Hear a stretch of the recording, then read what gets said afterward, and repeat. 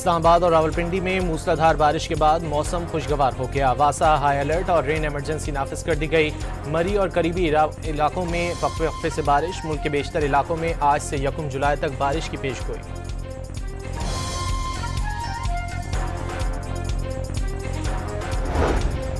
ایران نے اسرائیل کے ساتھ 12 روزہ تنازع کے دوران موساد سے روابط رکھنے کے الزام میں 700 افراد کو گرفتار کر لیا۔ تہران میں جاسوسی کے الزام میں مزید 3 افراد کو پھانسی دے دی گئی۔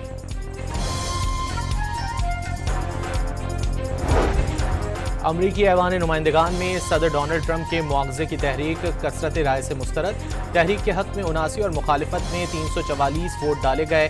سینیٹر ایل گرین کی پیش کردہ تحریک میں ٹرمپ پر ایران پر حملے سے پہلے کانگریس کو آگاہ نہ کرنے اور اختیارات کا غلط استعمال کرنے کے الزامات عائد کیے گئے تھے۔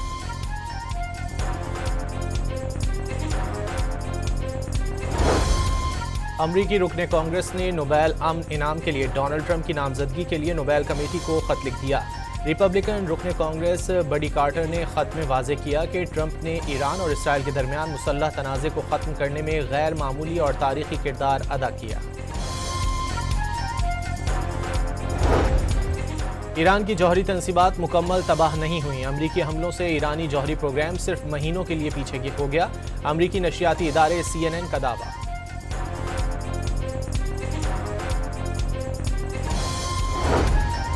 ڈونلڈ ٹرمپ امریکی ٹیلی ویژن چینلز پر برس پڑے۔ CNN اور MSNBC پر ایرانی جوہری تنصیبات پر امریکی طیاروں کے حملوں سے متعلق غلط خبریں نشر کرنے کا الزام عائد کر دیا۔ امریکہ نے ایران کے جوہری مراکز پر بمباری کر کے جوہری ہتھیار تیار کرنے کی صلاحیت ختم کر دی۔ امریکی وزیر دفاع کا دعویٰ، میڈیا کی رپورٹس مسترد کر دیں۔ ایران کا جوہری پروگرام جاری رکھنے کا اعلان۔ تہران کو کوئی بھی نیوکلیئر ٹیکنالوجی چھوڑنے کا نہیں کہہ سکتا۔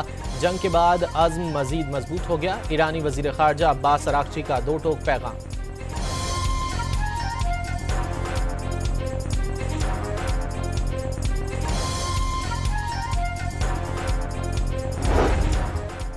پاکستان کا ایران کے جوہری پروگرام کا تنازع سفارتکاری سے حل کرنے پر زور۔ IAEA سے اپنی ذمہ داریاں پوری کرنے کا مطالبہ۔ اقوام متحدہ میں پاکستان کے مستقل مندوب عاصم افتخار نے کہا کہ بین الاقوامی جوہری توانائی کمیشن کو اس کی اصل روح میں فعال کیا جائے۔ ایران اور اسرائیل کے درمیان جنگ بندی کا خیر مقدم بھی کیا۔ ایران نے عالمی پروازوں کے لیے اپنی فضائی حدود جزوی طور پر کھول دی۔ فلائٹ ریڈار کے مطابق پروازوں کو پیشگی اجازت کے ساتھ تہران آمد اور روانگی کی اجازت دے دی۔ عراق کی فضائی حدود بھی بین الاقوامی پروازوں کے لیے کھول دی گئی۔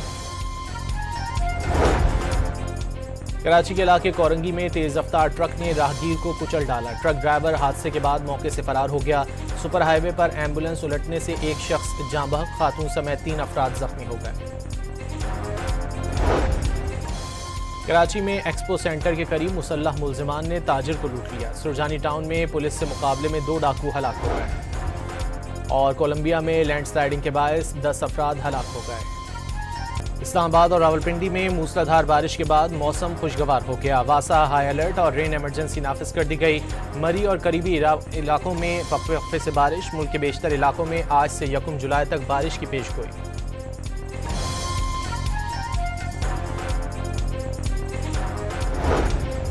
ایران نے اسرائیل کے ساتھ 12 روزہ تنازع کے دوران موساد سے روابط رکھنے کے الزام میں 700 افراد کو گرفتار کر لیا۔ تہران میں جاسوسی کے الزام میں مزید 3 افراد کو پھانسی دے دی گئی۔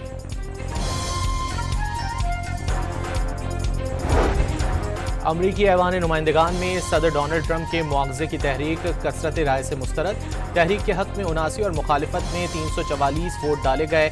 سینیٹر ایل گرین کی پیش کردہ تحریک میں ٹرمپ پر ایران پر حملے سے پہلے کانگریس کو آگاہ نہ کرنے اور اختیارات کا غلط استعمال کرنے کے الزامات عائد کیے گئے تھے۔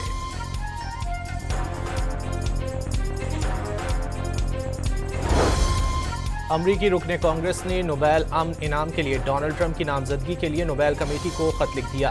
ریپبلکن رکن کانگریس بڈی کارٹر نے خط میں واضح کیا کہ ٹرمپ نے ایران اور اسرائیل کے درمیان مسلح تنازع کو ختم کرنے میں غیر معمولی اور تاریخی کردار ادا کیا۔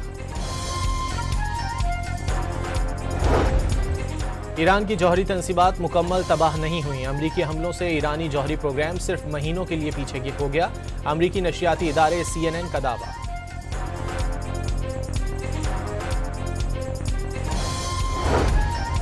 ڈونلڈ ٹرمپ امریکی ٹیلی ویژن چینلز پر برس پڑے، CNN اور MSNBC پر ایرانی جوہری تنصیبات پر امریکی طیاروں کے حملوں سے متعلق غلط خبریں نشر کرنے کا الزام عائد کر دیا۔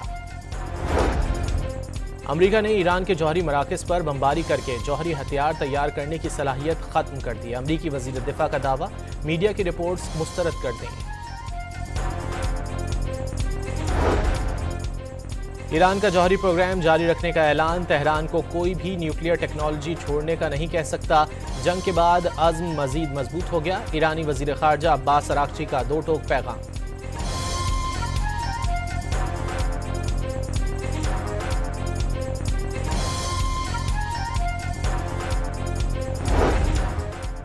پاکستان کا ایران کے جوہری پروگرام کا تنازع سفارتکاری سے حل کرنے پر زور، IAEA سے اپنی ذمہ داریاں پوری کرنے کا مطالبہ۔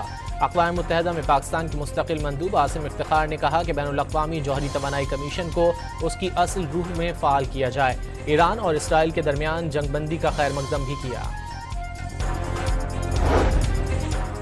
ایران نے عالمی پروازوں کے لیے اپنی فضائی حدود جزوی طور پر کھول دی، فلائٹ ریڈار کے مطابق پروازوں کو پیشگی اجازت کے ساتھ تہران آمد اور روانگی کی اجازت دے دی، عراق کی فضائی حدود بھی بین الاقوامی پروازوں کے لیے کھول دی گئی۔ کراچی کے علاقے کورنگی میں تیز رفتار ٹرک نے راہگیر کو کچل ڈالا، ٹرک ڈرائیور حادثے کے بعد موقع سے فرار ہو گیا، سپر ہائی وے پر ایمبولنس الٹنے سے ایک شخص جاں بحق، خاتون سمیت 3 افراد زخمی ہو گئے۔ کراچی میں ایکسپو سینٹر کے قریب مسلح ملزمان نے تاجر کو لوٹ لیا، سرجانی ٹاؤن میں پولیس سے مقابلے میں 2 ڈاکو ہلاک ہو گئے اور کولمبیا میں لینڈ سلائیڈنگ کے باعث 10 افراد ہلاک ہو گئے۔